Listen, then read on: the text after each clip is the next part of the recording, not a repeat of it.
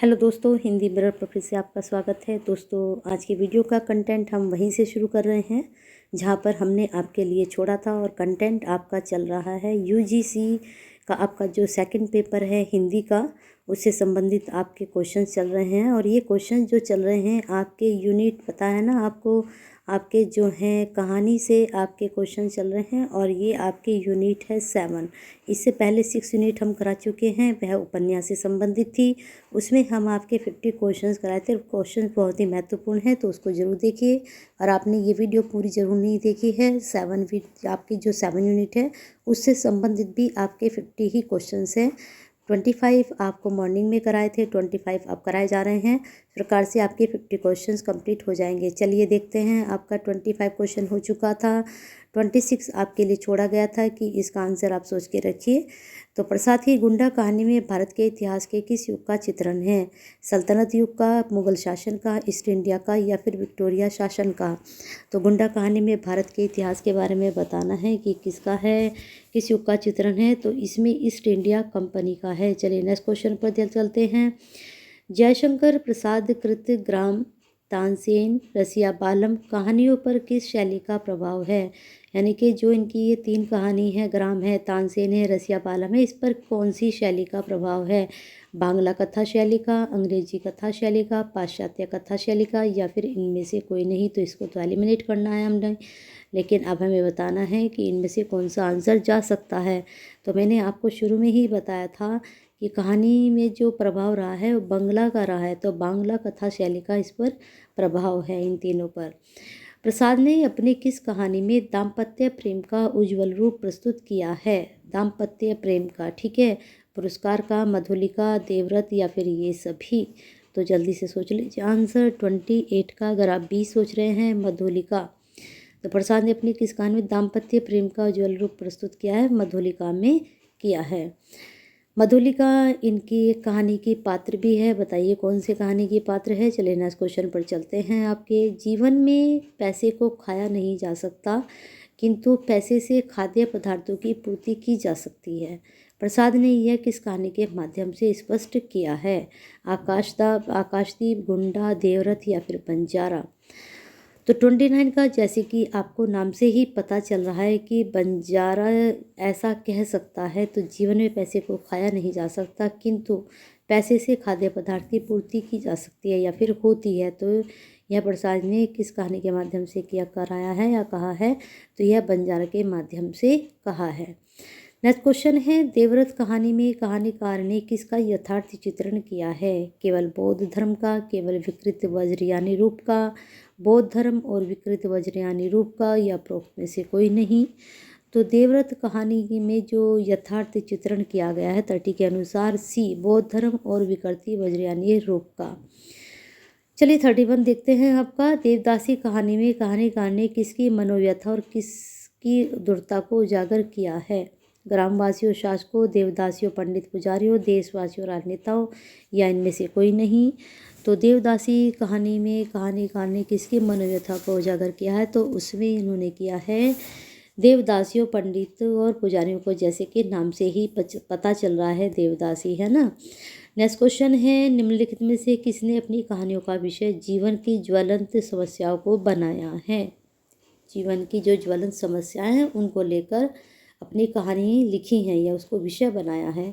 पांडे बेचन शर्मा ओगन ने, वृंदावन लाल वर्मा ने, सुदर्शन ने या फिर इनमें से कोई नहीं? तो इसको तो एलिमिनेट कर दीजिए। 32 का अगर आप सोच रहे हैं सी, सुदर्शन, तो बिल्कुल सही है। ये जो है ज्वलंत जो है, सुदर्शन ने कहानियों का विषय बनाया है, ज्वलंत समस्या को। नेक्स्ट क्वेश्चन है, आचार्य चतुर्सेन शास्त्री की दुखवा में कासे कहूँ मोरी सजनी कहानी किसका हिंदी रूपांतर है? ठीक है, सेली समा बेगम, नेमी नमन बेगम, इज़राइल बेगम या इनमें से कोई नहीं? तो इज़राइल बेगम तो खैर हो ही नहीं सकता, तो हमारे पास बचे ए और बी। तो 33 का अगर आप सोच रहे हैं आंसर ए, सेली समा बेगम, तो बिल्कुल सही है। आचार्य चतुर्सेन शास्त्री की जो कहानी है दुखवा में कासे कहूँ मोरी सजनी, ये हिंदी रूपांतर किसका है? सेली समा बेगम का है। अब देखते हैं नेक्स्ट क्वेश्चन। विशंबरनाथ शर्मा कौशिक तथा ज्वालादंत शर्मा किस प्रकार की कहानी लिखने में सिद्धहस्त माने गए हैं, यानी कि वो सबसे अच्छी कहानी किस प्रकार की लिखते हैं? चरित्र प्रधान की, कथानक प्रधान की, घटना प्रधान या फिर संवाद प्रधान?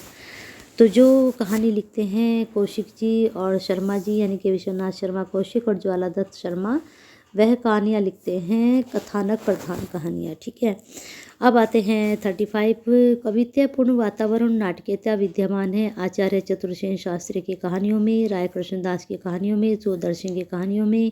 उपरोक्त में से कोई नहीं, तो इसको तो एलिमिनेट कर दीजिए। 35 का अगर आपने सोचा है बी, राय कृष्णदास की कहानियों में कवितापूर्ण वातावरण और नाटकीयता दिखाई देती है। नेक्स्ट क्वेश्चन है आपका, प्रसाद ने अपनी किस कहानी में दाम्पत्य प्रेम का उज्ज्वल रूप प्रस्तुत किया है? पुरस्कार में, मधुलिका में? ये प्रश्न आपके हो चुके हैं, ये रिपीट हो रहे हैं यहाँ पर, अभी बिल्कुल रिपीट हुए हैं, तो जल्दी से इसका आंसर सोच लीजिए क्या सोच रहे हैं। मधुलिका अभी बिल्कुल आपको बताया था, तो आपके आगे चलते हैं। ये प्रश्न यहाँ पर रिपीट हो गए हैं, है ना। ये भी हो चुका है, ये भी हो चुका है ना, ये भी हो चुका है। हाँ, ये नहीं हुआ है आपका 36। चलिए देखते हैं इसको। निम्नलिखित कहानियों में से कौन सी कहानी भारत पाक पर विभाजन पर आधारित है? खुदा के सामने, दो जग की आग, दो चिड़ियाँ या फिर ए बी दोनों भारत पाक विभाजन पर आधारित है? तो 36 का अगर आप आंसर सोच रहे हैं टी, ए बी दोनों, तो बिल्कुल सही है। खुदा के सामने, दो जग की आग, ए और बी दोनों ही इसके आंसर हैं। ठीक है, अब आते हैं नेक्स्ट क्वेश्चन पर। अरे भाई, ये क्वेश्चन बार बार रिपीट हो रहे हैं, यहाँ आते हैं। चलिए देखते हैं नेक्स्ट क्वेश्चन। पांडे बेचन शर्मा उग्र ने अपनी कहानियों में किसके प्रति विद्रोह व्यक्त किया है? राजनीतिक परिस्थितियों के, सामाजिक रूढ़ियों के, राष्ट्र को हानि पहुंचाने वाली प्रवृत्तियों के या फिर उपरोक्त सभी? पांडे बेचन शर्मा उग्र ने अपनी कहानियों में विद्रोह जो प्रकट किया है वह उपरोक्त सभी के बारे में किया है, राजनीतिक परिस्थितियों में भी, सामाजिक रूढ़ियों में, राष्ट्र को हानि पहुंचाने वाली प्रवृत्तियों के प्रति भी। अब नेक्स्ट क्वेश्चन है, निम्नलिखित में से आदर्शवादी दृष्टिकोण के कहानीकार हैं? इलाचंद्र जोशी, सुदर्शन, चंडी प्रसाद हरदेस या फिर इनमें से कोई नहीं? तो आदर्शवादी जो दृष्टिकोण अपनाया है, अगर आपने सोचा है चंडी प्रसाद हरदेस के बारे में, तो बिल्कुल सही है, इन्होंने ही आदर्शवादी दृष्टिकोण को लेकर कहानियाँ लिखी हैं। चलिए नेक्स्ट क्वेश्चन देखते हैं आपका। ईदगाह कहानी की विषय वस्तु पर आधारित है। अब ये बहुत अच्छा प्रश्न है और बहुत इजी भी है। धर्मांधता पर, सांप्रदायिकता पर, बाल मनोविज्ञान पर, भ्रष्टाचार पर। आपको पता है एक छोटे बच्चे हामिद को लेकर लिखी गई है और ये बाल मनोविज्ञान पर आधारित, यानी कि इसकी विषय वस्तु जो है बाल मनोविज्ञान पर है। चिमटा खरीदता है वो अपनी दादी के लिए, उसकी दादी का नाम अमीना है ना। ईदगाह कहानी की समाज की किस गंभीर समस्या का चित्रण किया गया है? सिर्फ शतखोरी, गरीबी, अंधविश्वास या रूढ़िवादी सोच? तो कौन सी गंभीर समस्या उसमें दिखाई दी गई है? क्योंकि बच्चा वह अपने ईदगाह के पैसे लेकर जाता है ईद के लिए, लेकिन वो अपनी बूढ़ी माँ के लिए क्या खरीदता है? चिमटा खरीदता है। तो क्या दिखाई गई है? गरीबी, है ना। उसकी गरीबी की समस्या की हमारे देश में बच्चे भी अपना मन मारते हैं अपनी गरीबी के कारण। हम लोग चाहे तो एक दिन में लाखों मार लाएं, हम तो इतना ही लेते हैं जिसमें अपनी बदनामी न हो। ईदगाह कहानी में यह कथन किस मनोवर्ती का परिचायक है? क्या कहा उस पर कि हम लोग चाहे दिन में लाखों मार लाएं, हम तो इतना ही लेते हैं जिसमें हमें बदनामी ना हो।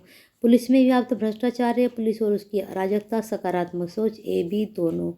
तो बिल्कुल सही आपने सोचा, इसके ए बी दोनों जाएंगे। पुलिस में व्याप्त भ्रष्टाचार की तरफ भी जाएगा, उनकी अराजकता की तरफ भी इशारा कर रहा है। नेक्स्ट क्वेश्चन, दुनिया का सबसे अनमोल रत्न कहानी का उद्देश्य क्या रहा? भारत पाक युद्ध, देश प्रेम का वर्णन, प्रेमी प्रेमिका का वर्णन, गरीब कैदी की स्थिति का वर्णन। उद्देश्य क्या रहा है देख लीजिए। तो 42 का अगर आप आंसर सोच रहे हैं देश प्रेम का वर्णन। देखा नहीं लास्ट में वो जो शहीद होने जा रहा है, मर चुका है, तो उसके क्या लेकर आता है बताइए कमेंट बॉक्स में मुझे। हर बार उसको कुछ नया लाना होता था ना। दुनिया का सबसे अनमोल रत्न कहानी में अनमोल रत्न माना गया है। जब तक उसको अनमोल रत्न नहीं मिला तब तक वह ट्राई करता रहा, है ना। कैदी के आंसू को, सती की राख को या फिर फकीर के वचन को, देश की रक्षा में गिरे सैनिक के खून को। तो सभी को पता है कि जो अनमोल रत्न कहानी ली गई है आपके सिलेबस में वह देश की रक्षा में गिरे सैनिकों के खून को अनमोल रतन बताया है वहाँ पर। नेक्स्ट क्वेश्चन है, आकाशदीप कहानी में कहानीकार ने किसका सुंदर सामंजस्य किया है? आदर्श और यथार्थ का, इतिहास और कल्पना का, प्रेम और सौंदर्य का, या उपरोक्त सभी? तो 44 का अगर आप आंसर सोच रहे हैं बी तो बिल्कुल सही है। इतिहास और कल्पना का क्या हुआ? सामंजस्य हुआ है सुंदर। कहाँ पर? आकाशदीप कहानी में। चलिए नेक्स्ट क्वेश्चन देखते हैं, बुद्धगुप्त व चंपा किसकी कहानी के पात्र हैं? देवव्रत, आकाशदीप, पुरस्कार और ममता। तो 45 का अगर आपने आंसर सोचा है बी आकाशदीप तो बिल्कुल सही है। चलिए देखते हैं अगला क्वेश्चन, निम्नलिखित में से कौन सा पात्र द्वीपवासियों की सेवा में अपना जीवन लगाना चाहती है? चंपा, बुद्धगुप्त, मणिभद्र या फिर इनमें से कोई नहीं? यहाँ पर तो लगाना चाहती है, लेकिन इससे पहले एक स्त्री जो है देशवासियों की सेवा में अपना जीवन समर्पित कर चुकी थी, वह कहाँ से है बताना इस पंक्ति का ज़रा। तो 46 का आपका हो जाएगा ए चंपा। ठीक है, देशवासियों द्वीपवासी जो थे उसके वहाँ उसके जीवन अपना उनकी सेवा में ही लगाना चाहती थी। और किसको छोड़ देती है वह इनके लिए? निम्नलिखित में से मणिभद्र ने किसे बंदी बनाया? चंपा को, बुद्धगुप्त को, चंपा के पिता को, ए बी दोनों? तो 47 का भाई चंपा को भी बनाया था और बुद्धगुप्त को भी बनाया था। दोनों क्या थे ये बताइए मुझे कमेंट बॉक्स में जरा। और चलिए यहाँ पर आपके प्रश्न 47 हो चुके हैं। 3 क्वेश्चन जो आपके 50 क्वेश्चन होने में कंप्लीट होने में रह गए हैं वो आपको नेक्स्ट वीडियो में मिल जाएंगे। तो इस प्रकार से आपके 2 पार्ट ये जो हैं कहानी से संबंधित ख़त्म हो चुके हैं और यहाँ पर आपको 47 क्वेश्चन मिल चुके हैं। पसंद आए हैं तो एल कीजिए, एस कीजिए और प्लस सी कीजिए, यानी कि लाइक, शेयर और कमेंट जरूर करें। और बेल आइकन हिट नहीं किया तो कर दीजिए, सब्सक्राइब नहीं किया तो कर लीजिए, क्योंकि अभी आपकी जो है यूजीसी नेट के कितनी आज 2 तारीख हो चुकी है, आपके अभी 15-13 दिन हैं। तो इसमें क्या होगा, आपको जो है काफ़ी वीडियो प्रोवाइड करा दी जाएंगी हिंदी मिरर की तरफ से और आपके प्रैक्टिस सेट तैयार हो जाएंगे बहुत सारे, और आप जो है मॉक टेस्ट भी लगा सकते हैं। तो चलिए एक ही साथ आपके वीडियो से कई काम हो रहे हैं, तो बने रहिए हिंदी मिरर के साथ। अपना साथ और प्यार ऐसे ही बनाकर रखिए।